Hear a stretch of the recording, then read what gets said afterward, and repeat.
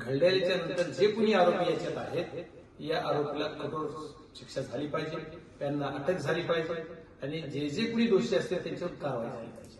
श्री साहेबांना विनंती की आमचे काय चेक करायचे ते सीडीआर असतील, आमचे लोकेशन असतील, सर्व काही चेक करा. आम्ही जर त्याच्यात दोषी असलो, तुम्हाला जर वाटत असेल की आम्ही दोषी आहे, तर आमच्यावर कारवाई करायला तुम्हाला मुभा आहे. कशामुळे जे की या माने नावाचा व्यक्ती त्याला मारायला हे जे कोण आलेले असतील आरोपी, हे का आले, त्याचं काहीतरी मूळ असतं. उगाच कोणी कोणाला मारायला आलं तर ते मूळ काय हे सुद्धा सुदूर तुमच्या तपासामध्ये जे येईल ते सर्व जनतेसमोर ठेवलं पाहिजे. म्हणजे एवढे काय म्हणतात त्या चेतावणीवर भाषण केली जात आहे. ठीक आहे, त्यांनी त्यांची मागणी जे करतायत ते म्हणजे कुटुंबाची मागणी, कुटुंबाला न्याय, त्या विलासला न्याय हे मिळालाच पाहिजे. खासदार म्हणून एक त्या बीड जिल्ह्याचा प्रथम नागरिक म्हणून सुद्धा माझी जबाबदारी ते मिळाला पाहिजे. त्या भूमिकेत 100% आहे. ज्या परिस्थितीच्या बातम्या केज तालुक्यातील विलास घुले यांच्या मर्डर संदर्भात येत आहेत, विलास घुलेचा मर्डर ही बाब अतिशय दुर्दैवी आहे. ही घटना घडाय नको, पण ही घडली. घडलेल्याच्या नंतर जे कोणी आरोपी याच्यात आहेत, या आरोपीला कठोर शिक्षा झाली पाहिजे, त्यांना अटक झाली पाहिजे आणि जे जे कोणी दोषी असतील त्यांच्यावर कारवाई झाली पाहिजे. एवढंच नाही तर या घटनेशी माझा संबंध आहे असंही जोडलं जात आहे. एवढंच नाही तर या घटनेशी माझ्या मुलाचा संबंध आहे असंही जोडलं जात आहे. पण माझी मायबाप पोलीस यंत्रणा आणि एसपी साहेब यांना विनंती आहे की आमचे काय चेक करायचे ते सीडीआर असतील, आमचे लोकेशन असतील, सर्व काही चेक करा. आम्ही जर त्याच्यात दोषी असलो, तुम्हाला जर वाटत असेल की आम्ही दोषी आहे, तर आमच्यावर कारवाई करायला तुम्हाला मुभा आहे. मी खासदार म्हणून तुम्हाला एखादी गोष्टीची अडचण येत असेल किंवा खासदाराचा सीडीआर कसा तपासा, तर ते तपासण्यासाठी तुम्हाला लिगली काही अडचण येत असेल तर माझी तुम्हाला परमिशन आहे की तुम्ही ते तपासू शकता.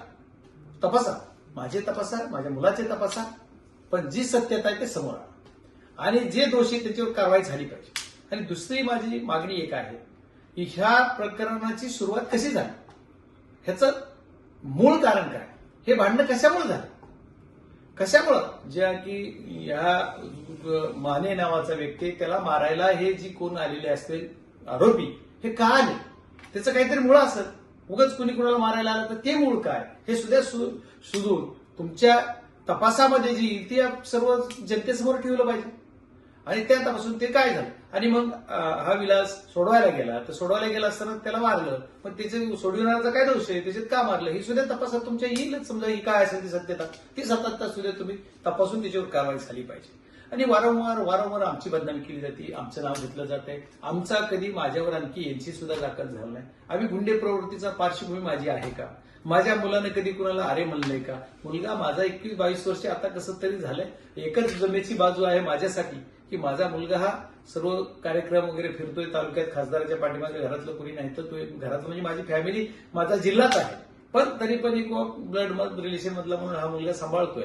मग ह्याला कुठेतरी अडकावं अशी काही पार्श्वभूमी काही लोकांची आहे का काय, असा सुद्धा संशय येतोय. ठीक आहे, आमचं दोषी असेल तर करा, पण माझं एकच म्हणणं आहे की बाबा हे जर असं नसेल तर मग ह्यांना जी चेतावणी देत आहेत, लोकांना भडकावतायत, म्हणजे एवढे काय म्हणतात त्या चेतावणीवर भाषणे केली जात आहेत. ठीक आहे, त्यांनी त्यांची मागणी जे करतायत ते म्हणजे कुटुंबाची मागणी, कुटुंबाला न्याय, त्या विलासला न्याय हे मिळालाच पाहिजे.